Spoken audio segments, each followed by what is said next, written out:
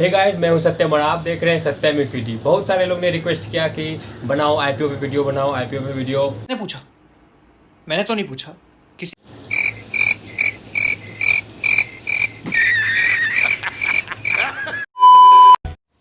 IPO को समझने से पहले हम लोग को स्टॉक एक्सचेंज के बारे में समझना होगा। स्टॉक एक्सचेंज क्या है, एक एग्जांपल से समझते हैं।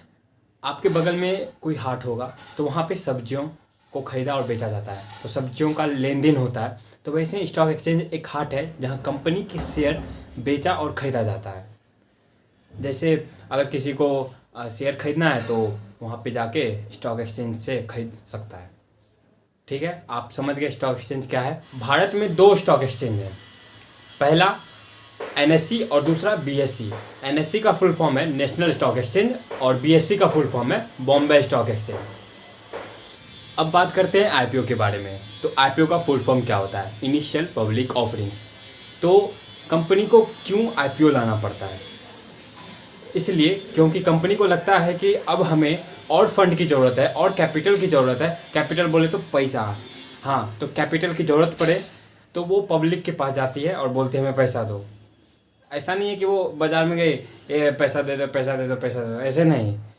वो लोग एक प्रॉपर स्टॉक एक्सचेंज के पास जाते हैं। इसलिए मैंने आपको स्टॉक एक्सचेंज के बारे में बताया, क्योंकि स्टॉक एक्सचेंज में कंपनी जाती है, लिस्ट होती है, फिर आईपीओ आता है। ठीक है, आप समझ गए आईपीओ क्यों लाते हैं। आईपीओ के बहुत सारे एडवांटेज हैं। पहला कंपनी को मिल गया फंड, और दूसरा इससे लिक्विडिटी बढ़ जाती है। तो लिक्विडिटी बोले तो ऐसा नहीं यहाँ पानी वानी आ जाता है। लिक्विड का मतलब फाइनेंस में अलग चीज़ होता है।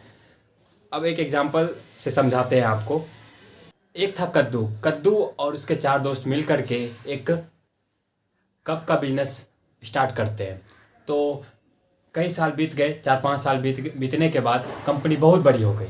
तो कद्दू का मन क्या हुआ कि आईपीओ आने के बाद अब कद्दू ने सोचा कि अब अपना जितना भी हिस्सेदारी है उसे बेच दें।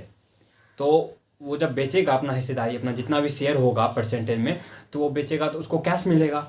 तो जब कैश मिलेगा फिर वो ऐश करेगा। तो इससे एग्जाम्पल से पता चलता है कि ये लिक्विडिटी का एग्जाम्पल है।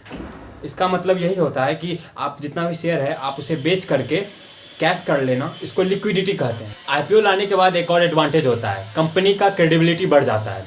अब ये कैसे होता है, जब कोई भी कंपनी आईपीओ लाएगी और उसके लोग शेयर खरीदेंगे तो कंपनी पे एक रिस्पॉन्सिबिलिटी होगी कि शेयर होल्डर को एक अच्छा रिटर्न दें और उनको अच्छा मतलब खुश कर दें।